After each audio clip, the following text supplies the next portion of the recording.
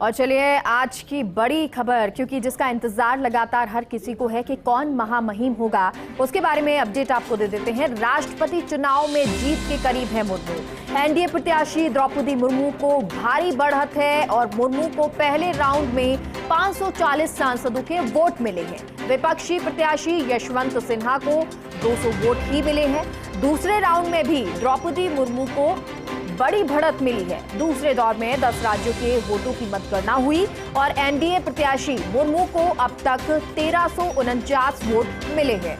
विपक्षी प्रत्याशी यशवंत सिन्हा को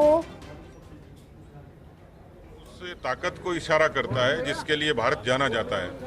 उनका राष्ट्रपति के रूप में निर्वाचन होगा, वो मुझे लगता है कि जनजाति के लोगों को तो मनोबल और आत्मविश्वास देगा ही, भरोसा पैदा करेगा, लेकिन आम लोगों के लिए भी, आम हिंदुस्तानी के लिए गौरव का क्षण है कि किस तरीके से साधारण व्यक्ति इस लोकतंत्र में ऊंचाइयां प्राप्त कर सकता है। सब प्रदेश में 13.5% आबादी जो है जो जनजातीय है, प्रदेश में क्या मैसेज जाएगा खासतौर पे? देखिए, हर चीज राजनीति, सियासत और वोट से नहीं तोली जाती। जैसे मैंने कहा कि कुछ फैसले ऐसे होते हैं जो राजनीति से अलग होते हैं। ये फैसला यही साबित करने के लिए है कि वो जो जनजाति समाज है, जो जल, जंगल और जमीन के स्वाभिमान के लिए लड़ता है, जिसने मुगलों से लड़ाई लड़ी, जिन्होंने अंग्रेजों से लड़ाई लड़ी, वो गोविंद गुरु, वो बिरसा मुंडा, वो हमारे जो राणा पुंजा, ये तमाम वो लोग थे जिन्होंने देश के स्वाभिमान की लड़ाई लड़ी है। लेकिन वो सुदूर रहते थे, मुख्य धारा में नहीं थे। आज यदि वो राष्ट्रपति पद पर विराजित होती हैं तो जनजाति समाज में सकारात्मक संदेश जाएगा।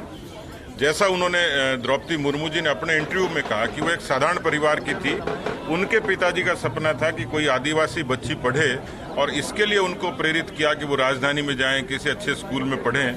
तो ये करोड़ों आदिवासी बच्चियों के लिए संदेश है कि किस तरीके से एक छोटा व्यक्ति भी, एक साधारण व्यक्ति भी, दूरस्थ किसी इलाके का व्यक्ति भी और महिला भी, बच्ची भी, जिनकी जो बहुत आर्थिक रूप से संपन्न नहीं होते हैं, वो लोग भी मुकाम हासिल करते हैं। तो ऐसा लगता है कि इससे खासतौर पर आदिवासी जो बेटियां हैं उनको बड़ा संबल और स्वाभिमान मिलेगा। महिला सशक्तिकरण की बात की जा रही है, क्या इससे विश्व भर में संदेश जाएगा कि भारत में महिला सशक्तिकरण का वोट है? देखिए, भारत की आधी आबादी महिलाओं की है और ये वो सनातन देश है जहाँ गार्गी मैत्रेयी की विद्वता की बात की जाती थी, जहाँ नारियों को पूजा जाता है, जहाँ देवियों का भी उसी तरीके का सम्मान होता है। ऐसे में जिस देश में बेटी बचाओ बेटी पढ़ाओ की मुहिम शुरू होती है, ये इसलिए होती है कि जो लैंगिक समानता की बात थी, उसके बाद में अवसरों की समानता की बात थी। तो निश्चित रूप से महिलाओं के सशक्तिकरण में ये माइलस्टोन साबित होगा द्रौपदी जी का बनना। बिल्कुल, ये थे हमारे साथ में बीजेपी प्रदेश अध्यक्ष। तो माइलस्टोन होगा द्रौपदी मुर्मू का राष्ट्रपति बनना। और इसी के साथ साथ क्योंकि जो बीजेपी है वो उसने उम्मीदवार के तौर पर खड़ा किया, एनडीए ने खड़ा किया और उसके बाद अब ये जीत तय मानी जा रही है। ये आपको तस्वीरें दिखा रहे हैं किस तरह का उत्सव मनाया जा रहा है, किस तरह का समारोह है, किस तरह की खुशी है। जनजाति वर्ग, आदिवासी, ये सभी डांस करते हुए, नृत्य करते हुए, खुशी मनाते हुए। और जैसा कि सतीश पूनिया ने कहा भी कि इसे आप राजनीति मत देखिए, ये इसे ऐसे लीजिए कि एक महिला को आगे बढ़ाया जाना, जनजातियों को आगे बढ़ाया जाना, जहां लोग मानते हैं कि वो पढ़ाई नहीं कर पाते हैं या अपने एक क्षेत्र तक वो सीमित रहते हैं। जब देश की ये बेटी राष्ट्रपति बनने जा रही है तो देश भर के लिए एक संदेश होगा, विश्व भर के लिए एक संदेश होगा कि देश के जो राष्ट्रपति हैं वो जनजाति आती हैं, जनजातीय हैं, उस क्षेत्र से आती हैं, उस वर्ग से आती हैं, महिला है और उसको आगे बढ़ाया जा रहा है। तो अब से कुछ ही समय बाद जो पूरी स्थिति है वो क्लियर हो जाएगी। लेकिन फिलहाल दिल्ली की ये तस्वीरें आपको दिखा रहे हैं। दिल्ली में किस तरह से उत्सव मनाया जा रहा है, खुशियां मनाई जा रही हैं। बीजेपी खास तौर पर ये खुशियां मनाती हुई नजर आ रही हैं और ये आपको रोड शो की तस्वीर दिखा रहे हैं। बीजेपी रोड शो करती हुई दिल्ली में, और क्योंकि ये पहले तय हो चुका था जब ये रोड शो होगा, और इसी के साथ साथ प्रधानमंत्री नरेंद्र मोदी द्रौपदी मुर्मू के घर भी जाएंगे, साथ ही साथ जेपी नड्डा का भी संबोधन होगा। और क्योंकि ये बहुत खास पल बीजेपी के लिए होगा, पूरे राष्ट्र के लिए होगा, पूरे भारत के लिए होगा, जब द्रौपदी मुर्मू के नाम की घोषणा हो जाएगी, क्योंकि अब जीत तो लगभग तय है और बहुत आगे वो चल रही हैं। तो ऐसे में बीजेपी ने सारी तैयारियां कर ली हैं और अब इस तैयारी के बाद ये रोड शो की तस्वीरें आपको दिल्ली से दिखा रहे हैं। और हमारे साथ दिल्ली न्यूज एडिटर अदिति जुड़ गई हैं। अदिति, ये तस्वीरें देख पा रहे हैं, बेहद खूबसूरत ये तस्वीरें हैं रोड शो बीजेपी का, और इसके बाद क्या तस्वीरें रहने वाली हैं?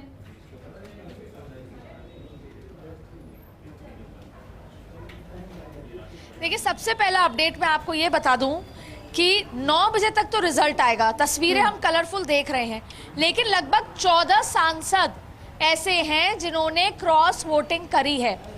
यानी कि आसाम से भी द्रौपदी मुर्मू को बड़ा जो है फिगर्स मिलने वाले हैं और 19% क्रॉस वोट हुआ है, ये सूत्र हमें बता रहे हैं। करीब 14 सांसदों ने प्रेसिडेंट इलेक्शन में क्रॉस वोटिंग करी है, जहां पर 61% उम्मीद कर रही है बीजेपी, उससे बहुत ज़्यादा जो है यहाँ पर नज़र आ रहा है समर्थन, यानी कि बहुत ज़्यादा जाने वाला है। आपको ये बता दें कि 14 सांसदों ने प्रेसिडेंट इलेक्शंस में क्रॉस वोट किया है, लगभग 19% ये आंकड़ा आ रहा है।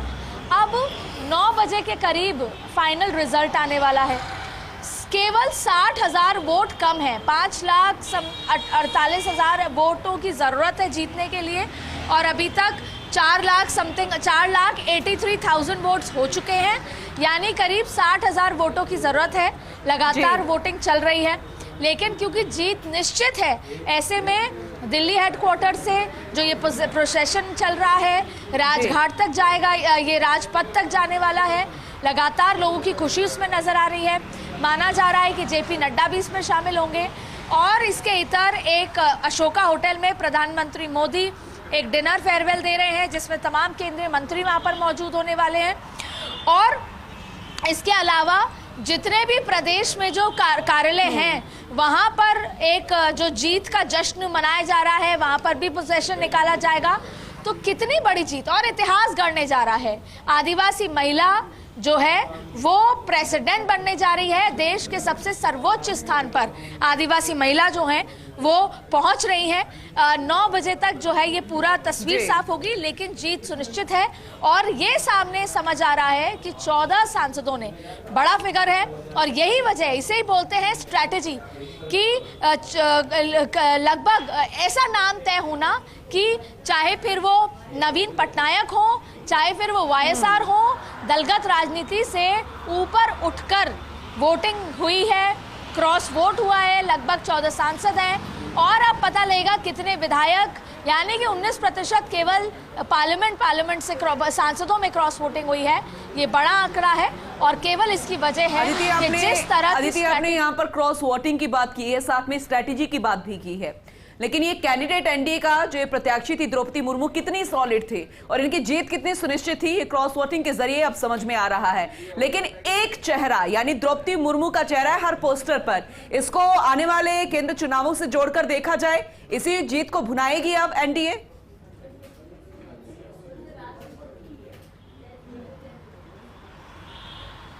देखिए, केंद्र सरकार और भारतीय जनता पार्टी की अगर बात करें तो ये बहुत, हर एक स्ट्रैटेजी, हर एक जो मूव है वो उनके लिए बहुत महत्वपूर्ण है।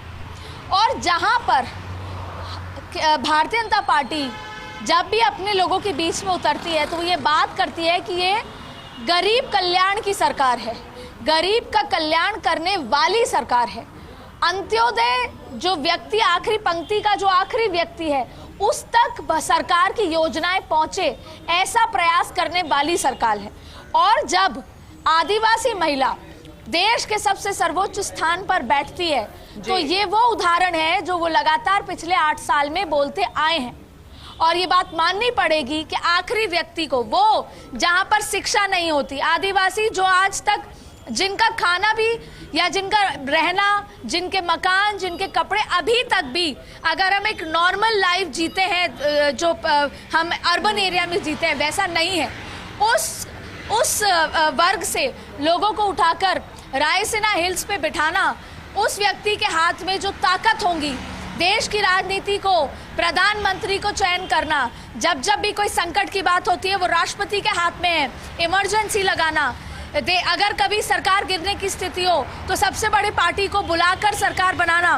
तो ऐसे तमाम बड़े फैसले, राज्यों में सरकारें ठीक काम नहीं करती तो राज्यों की सरकारों को बर्खास्त करना, तो उस वर्ग से महिला को लेकर आना, या कभी किसी पार्षद, आज तक इतिहास में कोई पार्षद कभी राष्ट्रपति पद तक नहीं पहुंचा है, कोई आदिवासी महिला राष्ट्रपति पद तक नहीं पहुंची है। तो अगर आप ये पूछ रही हैं पूनम कि क्या इसको भुनाया जाएगा, तो इसका सवाल है हाँ, क्योंकि बार बार ये कहा जाएगा कि हम वो लोग हैं जो छांट कर सबसे पिछड़े गरीब वर्ग से लोगों को उठाकर लेकर आते हैं और उनको सम्मान देते हैं, उनको राजनीति में लाते हैं और राजनीति में सबसे सर्वोच्च स्थान तक पे भी ले जाते हैं। और इसका सबसे बड़ा एग्जाम्पल तब हुआ था जब 2014 में एक चाय वाला प्रधानमंत्री बना था। तो बीजेपी अपनी स्ट्रैटेजी भी करती है, मेहनत भी करती है, काम भी करती है और साथ में उदाहरण देने का भी एक बड़ा काम है, जो कि 2024 से पहले ये इम्पैक्ट उस वर्ग को जरूर देगा, क्योंकि भारत जैसे देश में बहुत सारे राज्य हैं। राजस्थान में खुद बेणेश्वर एक बड़ा आदिवासी इलाका है, उड़ीसा की बात करें, झारखंड की बात करें, छत्तीसगढ़ की बात करें, और भी अगर नॉर्थ ईस्ट की बात करें, बहुत सारे इलाकों में आदिवासी रहते हैं। तो ये एक बड़ा मैसेज है, बड़ा इम्पैक्ट है और देश में इतिहास रचने जा रहा है। आज के बाद ये 15वीं द्रौपदी मुर्मू की बात हो रही है, राष्ट्रपति पद के लिए वो उम्मीदवार हैं, लगभग जीत तय मानी जा रही है। द्रौपदी मुर्मू, जिनका व्यक्तित्व कहा जाता है कि बहुत ईमानदार वो हमेशा से रही हैं, गवर्नर जब वो रही थी तो उस दौरान भी अपनी सरकार का उन्होंने विधेयक लौटा दिया था क्योंकि उनको सही नहीं लगा था। अब जब वो राष्ट्रपति बनेंगी, जिम्मेदारियां बहुत सारी होंगी, पूरा देश जो है वो उनकी तरफ देख रहा है, जनजातीय वर्ग देख रहा है। ऐसे में क्या वाकई में कुछ बदलाव देखने को मिल सकते हैं या वो आगे चलकर कुछ करेंगी? क्योंकि जब वो गवर्नर थी तब ये भी देखने को मिलता था कि वो अपने दरवाजे जो है गवर्नर हाउस के हमेशा खुले रखती थी, कोई भी उनसे मिल सकता था, कोई भी बात कर सकता था।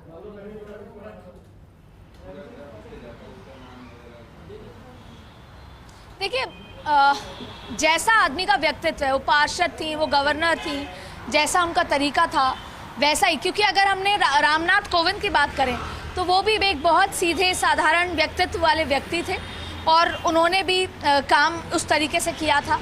लेकिन क्योंकि राष्ट्रपति का एक प्रोटोकॉल होता है, हर समय हर वक्त हर किसी को नहीं बुलाया जा सकता, लेकिन एक समय होता है जब आप देश के अलग अलग जगह से लोगों को बुला सकते हैं, मिल सकते हैं। आप खुद ट्राइबल एरियाज जाके लोगों से मुलाकात करते हैं, आपके लिए सेशंस होते हैं, सेमिनार्स होते हैं, प्रोग्राम्स किए जाते हैं। और जब देश का राष्ट्रपति कहीं पर जाकर कोई बयान देता है, कोई बात करता है, तो वो देश में कैसी स्थिति है, कैसे हालात हैं या देश किस दिशा में जा रहा है, वो चीज़ें व्यक्त होती हैं।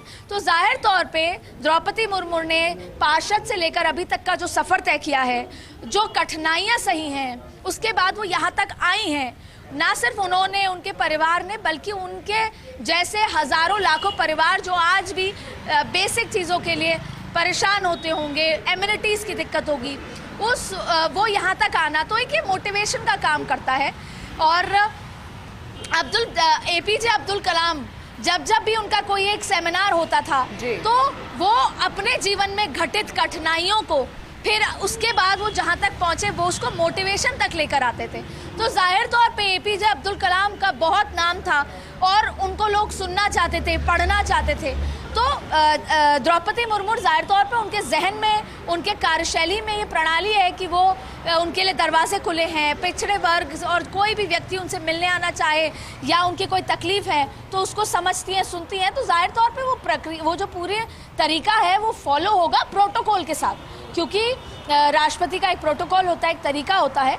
लेकिन माने या ना माने, देश के लिए एक अद्भुत सा फीलिंग है और उस हर व्यक्ति के लिए एक उस तरह की फीलिंग है कि अगर वो आज चाहे तो देश के सर्वोच्च स्थान पर पहुंच सकता है। उसके लिए पैसा, पॉलिटिकल कनेक्शन या किसी भी इस तरह की स्थिति या आती पढ़ाई, लेकिन फिलहाल जो बीजेपी है वो खुश है, लगातार रैली निकाली जा रही है, खुशियां मनाई जा रही है। बहुत बहुत शुक्रिया अदिति पूरी जानकारी के लिए।